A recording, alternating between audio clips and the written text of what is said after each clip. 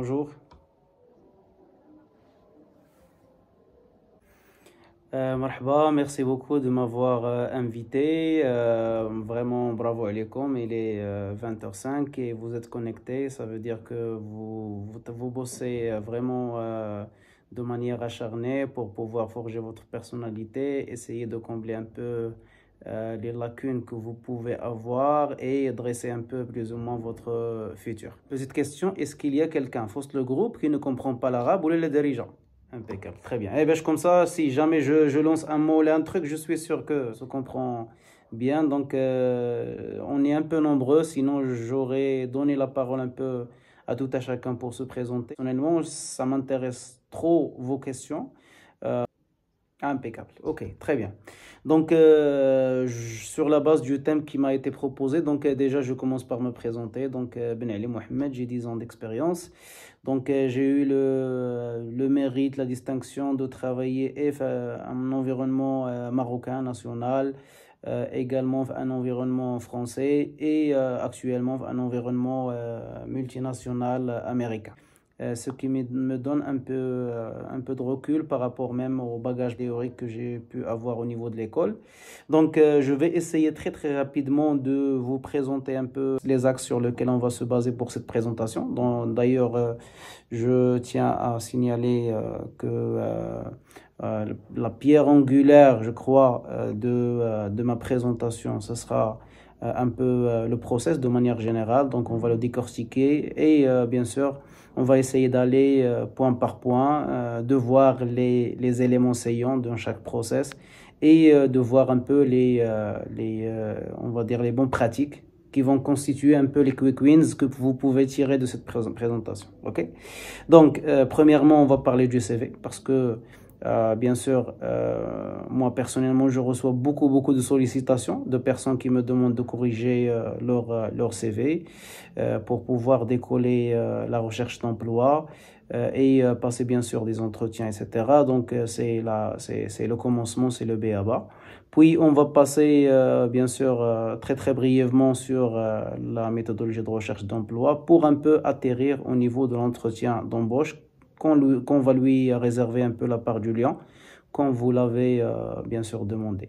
Donc bien sûr, donc, comme j'ai dit, avant de se lancer à une recherche de stage ou à une recherche d'emploi, il faut commencer à préparer un très bon CV. OK? Et un bon CV, bien sûr, il a deux fonctions. OK? Donc le CV, c'est en même temps un outil de présentation et c'est un outil de démarcation. OK? Donc, premièrement, c'est un élément ou bien un outil de présentation. Donc, lorsque vous postulez à un emploi, personne maintenant ne part à une société pour déposer son CV. Donc, on ne vous connaît pas. On a seulement un petit bout de papier que le recruteur reçoit. Donc, il est dans notre intérêt de faire un CV qui est très distinctif, qui est unique, qui rassemble un certain nombre d'éléments qui lui permet un peu de décrocher le job qu'il souhaite et l'entretien qu'il souhaite. OK? Donc, d'après l'ensemble des CV que j'ai examinés, j'ai plus ou moins 6-7 remarques qui reviennent à chaque fois. Donc, premièrement, c'est le nom du fichier. Donc, il faut faire très attention par rapport au nom du fichier parce que c'est la première des choses qu'un recruteur voit dans votre CV. Donc, je reçois énormément de CV qui sont appelés Black Area ou un nom de template qui n'a rien à voir avec le contexte. Également, il se peut que je reçois un CV qui est appelé comme ça CFV. Peut-être nom, prénom et un entre parenthèses, etc. VF, version finale, etc. Donc, c'est la première des choses sur laquelle on doit vraiment porter un peu de vigilance. Donc, seulement CV, nom et prénom, tout simplement. Et après, lorsqu'on ouvre le CV, on a deux éléments. On a premièrement le template qui est utilisé, ou l'exemplaire sur lequel on a travaillé, ou le contenu. Donc, en ce qui concerne la différence ou bien l'élément qui est le plus important chez un recruteur, je vous dis, au contraire de ce qu'on peut dire au niveau de la littérature, c'est pas en prime abord l'élément le plus important et le contenu, Ce n'est pas le cas, mais c'est le template. Pourquoi?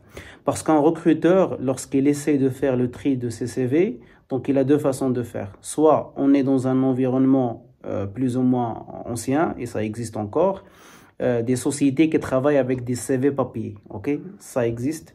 Vous pouvez vous étonner, mais ça existe. Donc, le recruteur, il a tellement de missions, tellement de charges de travail qu'il n'a pas le temps pour voir en détail tous les CV. Ok, sachant que vos CV, ils sont avec des CV de je ne sais pas quoi, d'opérateurs, d'électriciens, de maintenanciers, etc., etc.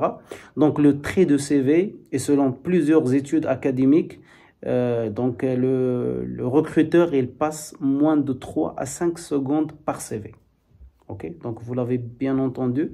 Donc, le recruteur ne donne pas plus que 3 à 5 CV pour dire est-ce que votre CV sera retenu ou pas. Okay? D'où l'intérêt de donner une bonne première impression lorsqu'on regarde vos CV. Donc, on dit en anglais « first impressions last ». Donc, le template, c'est très important. Donc, comment trouver un bon template? Eh ben, vous pouvez aller directement à l'application Canva, par exemple. Celui qui ne le connaît pas, donc, qu'il le note et qu'il cherche l'application. Donc, vous pouvez trouver des centaines, voire des milliers d'exemplaires qui peuvent vraiment vous aider dans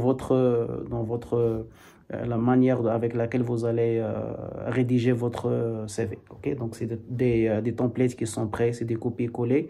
Et après, vous avez un très, très bon CV en fonction du besoin. Okay? Donc, le template est très important.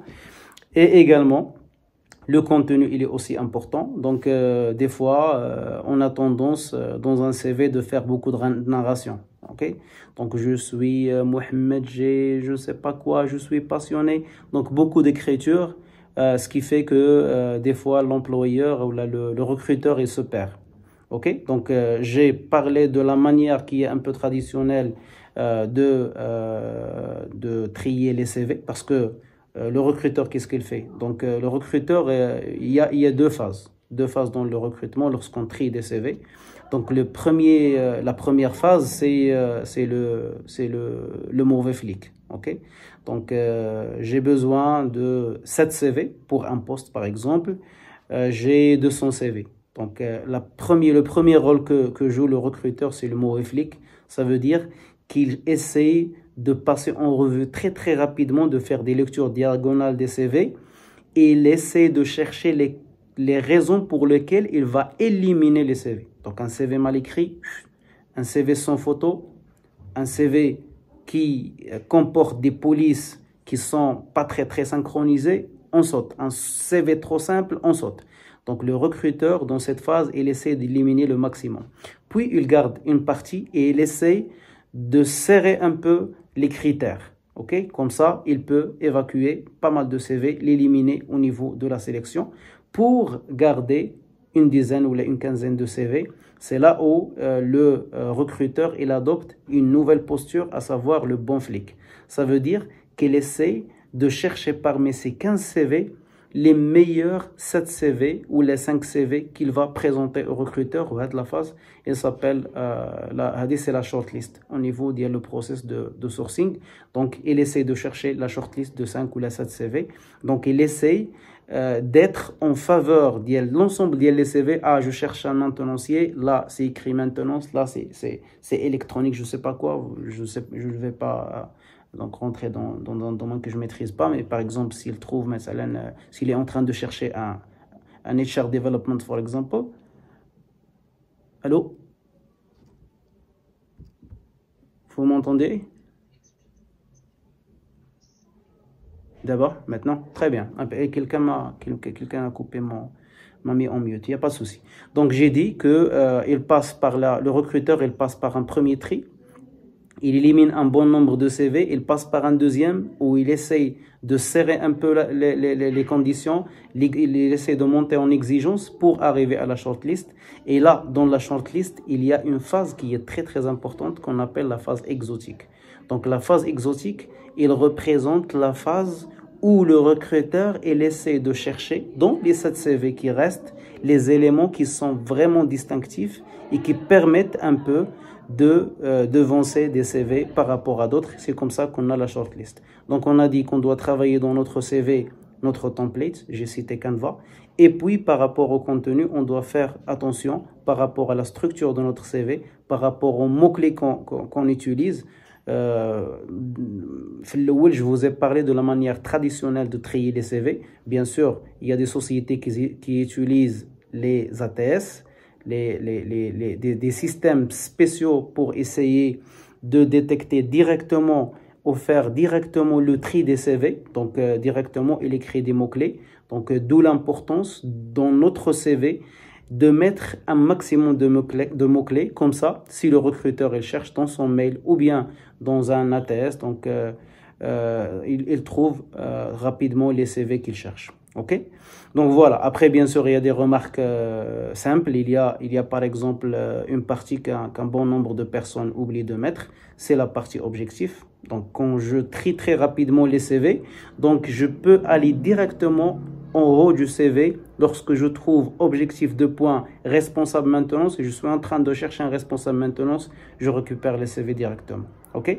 Bien sûr, il y a la partie formation qui est très importante. Lorsque je suis débutant, je la mets en haut. En avançant dans l'expérience, donc je la mets en bas et je mets en haut les expériences professionnelles. Donc ça, d'une manière générale et très brève, ce qui concerne le CV.